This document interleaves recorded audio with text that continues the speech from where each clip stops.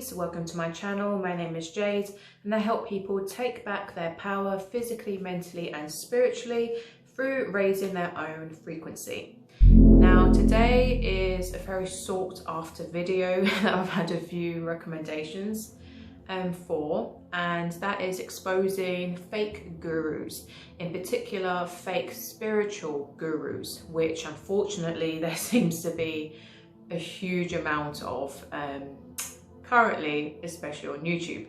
Now, I'm not making this video to cause drama. I feel it's really important for people, especially who are new to spirituality and have their initial spiritual awakening, to know how to spot a fake spiritual guru, to be fully aware of the manipulative psychological tricks that they play on people and how they use this manipulation to suck you in and basically trap you.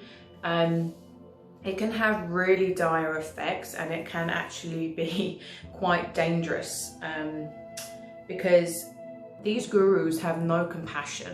A lot of them are extremely narcissistic and basically just want your money. It's really that simple, and power. So what they do is they'll continuously gaslight you.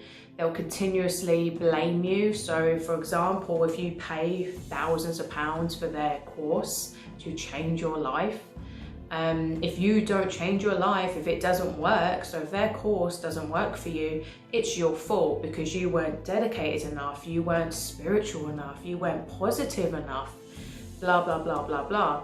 So they'll constantly use this gaslighting, which is a huge narcissistic trait and trick of manipulation, to make you doubt your own intuition, to make you doubt your own discernment. And then when you try to call them out, they'll call it, oh, you're being judgmental, when in reality, it's discernment. So this is why these sort of people get into the spiritual niche and category and industry, because there's so many scapegoats that they can use in order to always avoid taking accountability for the wrongdoings and the damage that they actually cause to people mentally, financially, spiritually, and even physically. And it really is a dark side to, you know, the whole well-being, self-help, spiritual side that's going on today. And some people literally get away with murder. For example, the breatharian woman, Josephine, I think her name was, or Jasmuheen, apologies if I do her name wrong.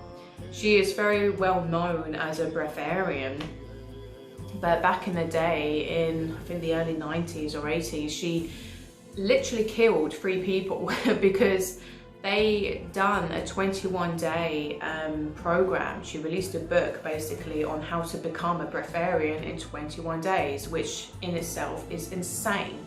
I've met real breatharians, so I'm not bashing any people who are genuine breatharians.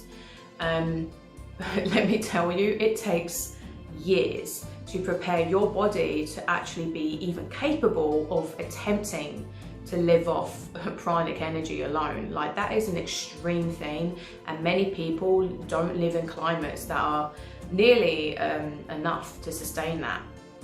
And so for her to release such a book, a program which literally killed 3 people died attempting it, from severe dehydration, kidney failure, malnourishment, and they died.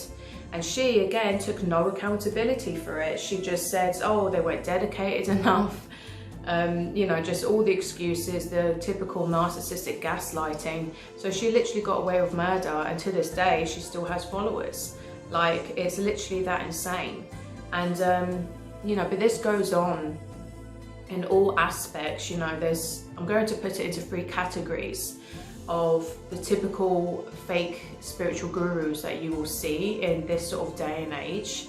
And the first one is what I call the kind of Tony Robbins wannabes. So basically they're typical entrepreneurs, typical businessmen, and they come across, you know, the secret, and they come across how successful esoteric teachings such as the law of attraction is, and basically they use that to their advantage to then sell their products. So they don't even have a spiritual background. They're not even spiritual themselves, but they know that meditation, yoga, law of attraction, manifesting is now become a multi-billion-dollar industry. Even crystals and everything that is esoteric and new age has become, you know, huge money makers. So you will see people left, right and center. And there are some people, I'm not going to name names, well, not all of them, but I had a very lovely woman message me on Instagram yesterday, and she came forward with her story of basically getting very involved very recently over the last few months with a very well-known YouTuber within this sort of industry, a niche. And he basically proved to her that he was a fraud. And there's lots of controversy on him anyway, and I've seen like other people calling him out. But let me just say that he's, you know, the one who always poses in a Lamborghini. So even that should just like be enough. That's a red flag in itself. You don't have to show off your wealth to justify your credibility. You don't have to be a millionaire to prove that you are spiritual, because in essence that doesn't mean shit, because there are so many people who are multi-billionaires, even trillionaires, and they're not spiritual whatsoever. So making money is not about spirituality. Of course you can have a large income and be spiritual, you know, money isn't evil, but to use it as, you know, your only accreditation to justify that your teachings are correct is a huge red flag, because these people solely focus on manifestation. If they solely focus on wealth alone, then that's a red flag. That is not what spirituality is about. Genuine spirituality is about wisdom, love, empathy, compassion, being of genuine service, being a genuine light worker. That's what starseed souls are all about. You've come to this earth to be practical, to be grounded, and to give practical advice and actually take action in assisting the planet, in assisting people evolve to a higher consciousness so they can reduce their suffering. And at the same time, you learn your own lessons, you expand your own consciousness. So you have to have that morality, and people in this niche in particular, they avoid having morality because they can then justify their bad behavior. They can then justify their narcissism. But with this woman in particular, she said that she done 2 free courses. So this is how they reel you in. They'll always offer something free, especially courses, you know, very personal one-to-one things. So with her and with this guy, they done 2 one-to-one Zoom calls with her, because this is how they hype you up, this is how they reel you in, basically. This is how they hunt their prey. And then they obviously brainwash you and manipulate you to then purchase their expensive course. And this is where people then start wasting hundreds, thousands of their hard-earned money on people who really are just full of shit. And in this one in particular, once she paid for this course, she realized that this guy was a complete fraud. They then openly admitted that he had no background in spirituality. He was actually a businessman, and he came across Ralph Smart's video of how to manifest and the law of attraction, and he realized how popular and how successful it was, how much likes and followers he had. So basically he admitted he literally copied Ralph Smart, you know, from Infinite Waters, and added his own spin on it, and then there you go. He became an esoteric, you know, businessman. But these people, these businessmen, they prey on spiritual, you know, people, basically because most of the time they are easy targets. Because most people come to the spiritual communities because they are in pain, because they are having life troubles, because they are depressed. They are basically desperate and they are vulnerable. So they're desperately trying to seek an answer. They're desperately trying to get help. But unfortunately, they fall prey to these snakes. And these snakes then latch onto them, fucking wrap around them, and then suck them dry of all their energy, of their money.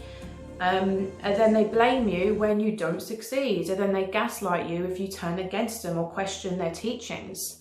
So it's such a deeply toxic thing, and I've seen it time and time and time again, over and over, and they just keep spreading loads of lies and misinformation. Go check out my 5 biggest New Age lies, because if any of them tell these lies, then you can figure out for yourself that they are definitely a no-go and a red flag. And one of the biggest ones is there is no good or bad, and that literally is because it's a psychological trick to justify their own addictions and to justify their own narcissism, and to basically avoid all accountability. And so they don't have to come across as compassionate, loving, and actually care about you. You really need to learn how these people, these snakes, really prey on you.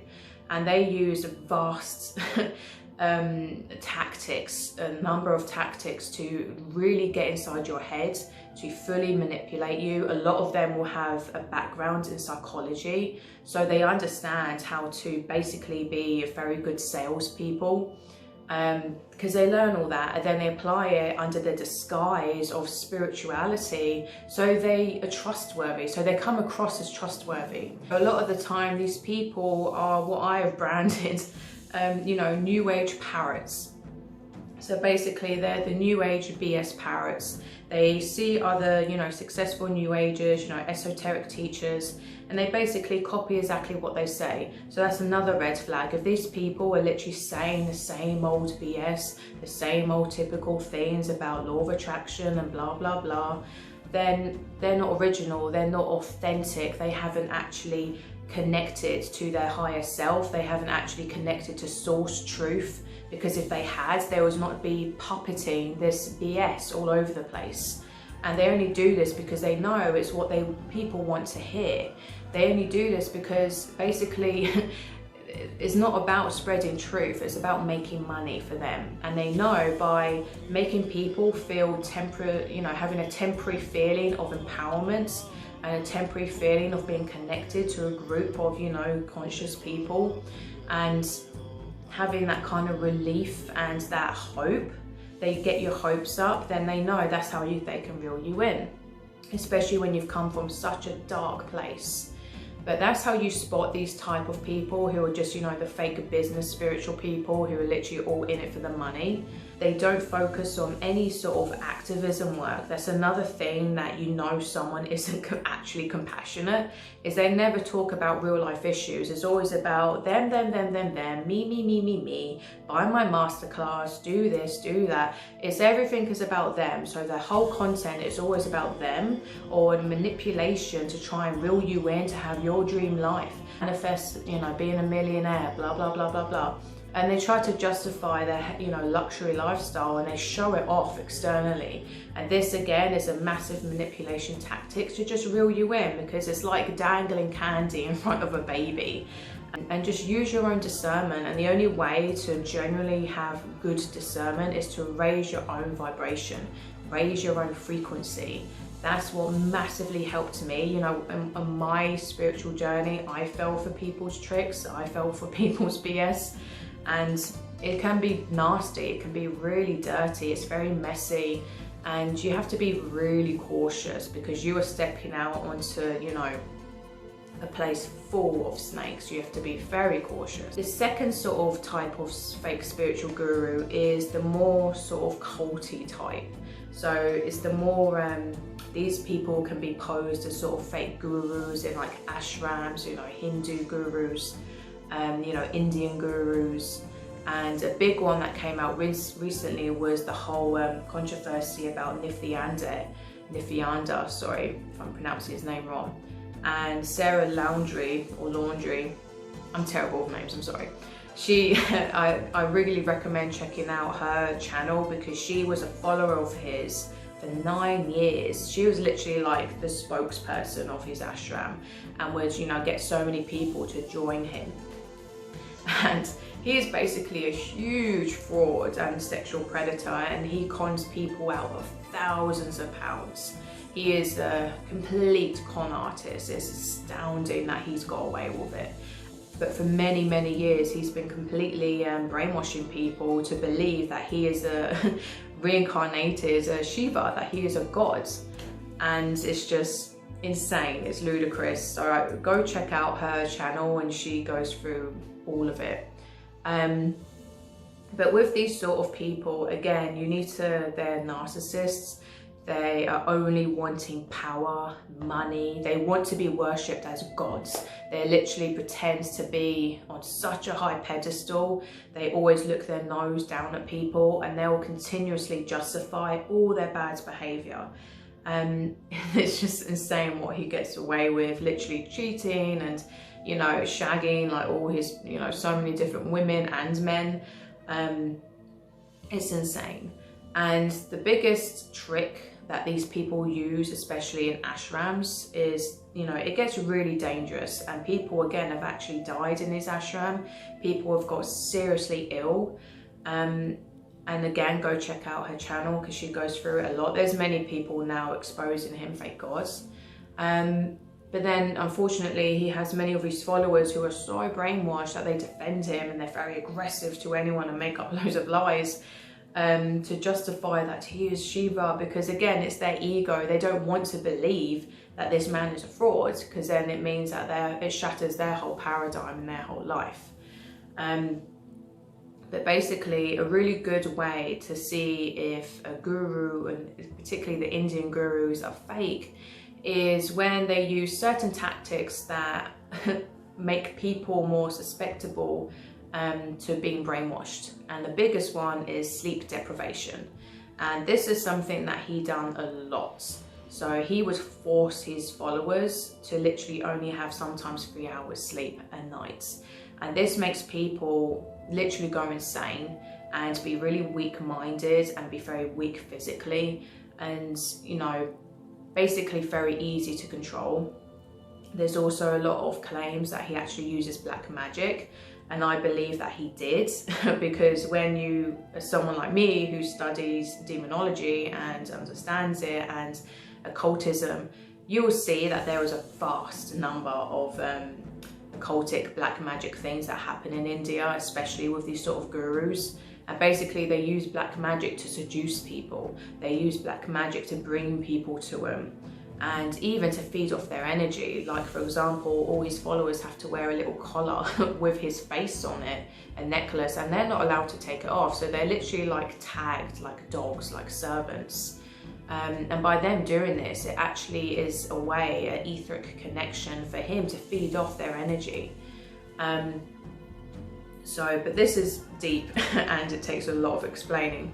But there is a vast number of people using black magic to become very powerful leaders and get millions of worshippers, followers, money.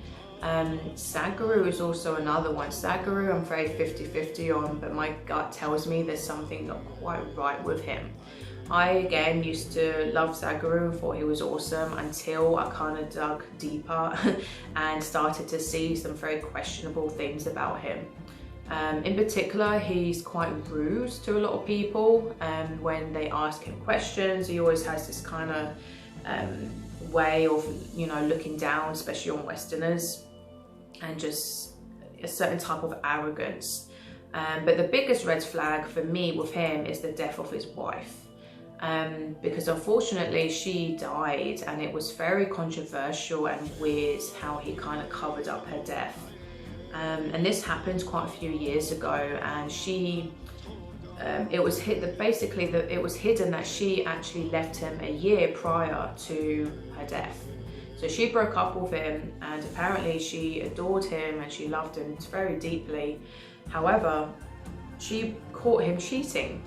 And just that in itself is astounding for a, you know, well-renowned guru to cheat on his wife, when many times he advocates being, you know, faithful. He advocates about treating sex with, you know, seeing it as sacred and not to basically mess around with loads of people, not to be sexual with many people. Nithyananda actually says this as well to his followers, but then he sleeps with women, which was caught on videotape once, by the way. behind all his followers' backs, but then commands that they be celibate. And Sadhguru is kind of the same. Not celibacy, but to, you know, be very cautious of who you sleep with, etc., which I agree with. But then apparently he cheated on his own wife. So she left him over this, but of course it wasn't made very public. And then, surprise, surprise, she ends up dead. And he says that she chose to die, that she transcended to, you know, heaven. Basically, gurus and Buddhists do this a lot when they can reach such a high level of consciousness that they can literally choose to die for their soul to leave their body. But this sounds like complete BS, because his wife actually wasn't even into yoga. She just helped him do a lot of like the sort of labor and, you know, ground his work within the ashram. She was not very much into that sort of thing. So ironically, but somehow she had the amazing, you know, super power ability to be able to transcend into heaven at will, which is like, you know, just ridiculous really for someone like that to do that. And why would she want to do that when she loved him so much? Why would she want to leave him, especially when she was at, you know, middle-aged? It just doesn't make sense. And what's even more controversial is there was actually a newspaper article released about her father accusing Sadhguru of murdering her, because she basically, in India, when someone dies, they have a very long process of a funeral. I think it goes on for like 2 weeks. And her father lived on like the other side of India. And ironically or weirdly, Sadhguru called her father when she died and said that she was being cremated the next day. So her father never saw her body. And that is very controversial. That's very unusual. They do not normally do that. They normally, you know, treat the body, wrap the body up, and, you know, they take a long time they do many rituals and ceremonies when someone dies, and they treat it with very, you know, a lot of respect and allow the family members to say goodbye and, you know, that sort of thing. But for Sadhguru to just, you know, deny her father that, it seems like they were hiding something. And obviously if she was murdered in a particular way, then obviously they hid it. If she was strangled or shot or whatever, obviously they would need to get rid of the evidence of that. So that's a whole other, you know, weird issue with him. But of course these narcissists are very smart. As you can see with Sadhguru, they always know what to say. They're very good at manipulating. So you need to always have great discernment and never allow people to make you feel stupid, to make you feel dumb, to make you feel like your intuition isn't correct, because a lot of the time they gaslight you to doubt your own intuition because your intuition is a threat. So you do not need to be spending thousands of pounds on retreats and courses and this and that to become enlightened. The third sort of category is gurus that are more found within the tantric communities. So these are the like more sexual tantric people, which obviously you can imagine there is an abundance of perverts and sexual predators that are very drawn to this industry. And there was actually a story about an ashram, a center in Koh Phangan, which is actually in Thailand and an island that I visited. And apparently there was a guru there who massively was, again, a very manipulative narcissist who tries to convince all his female followers to have sex with him. And they will do this and try to make out like by you having sex with them, it makes you enlightened, it gives you superpowers, it gives you all this beautiful energy, you become close to Shiva or God. It's BS, okay? They are perverts and they were literally trying to say anything they can to you so they can have sex with you. And this man was, you know, the guru of this place, and basically he was extremely sexist. A lot of their teachings was very anti-female. And many women actually got STDs from him. And basically, you know, this happens a lot. I've even seen this with myself when you see certain spiritual conscious men on social media pretending to be very loving and respectful of women, etc. tantric teachers, but unfortunately they are just perverts, and behind the scenes they're trying to do they just want to have sex with you, and they're trying to disguise it as, you know, a spiritual thing. So, you know, don't fall for that. Don't get tricked into that.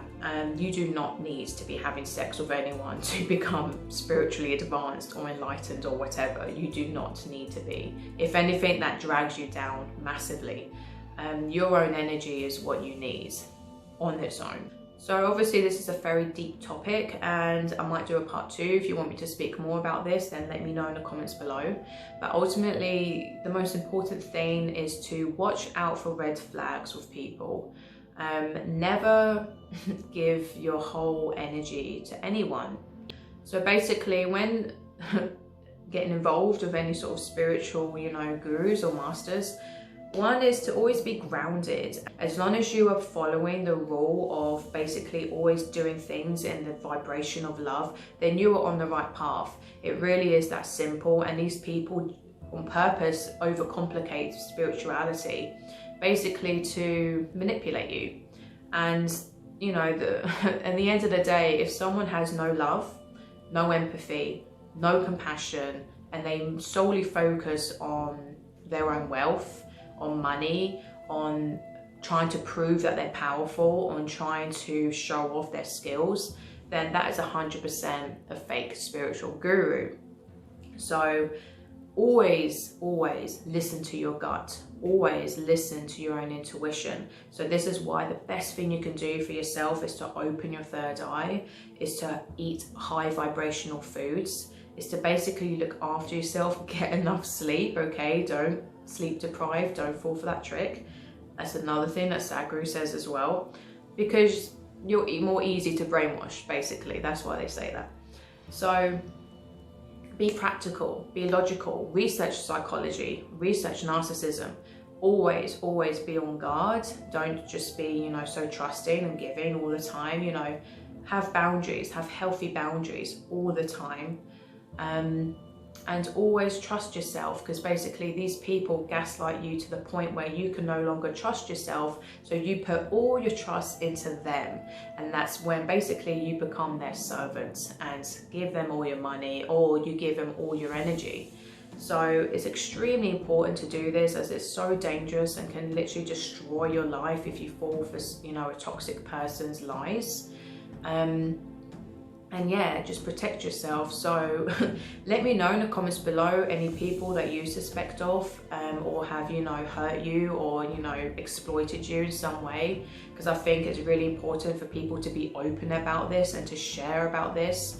And basically just know that you are not a failure. You know, don't allow these people to make you feel like, oh, it's all your fault, and just constantly blame you for everything and call you, oh, you're just victimizing yourself, blah blah blah. Much love and protection to you, and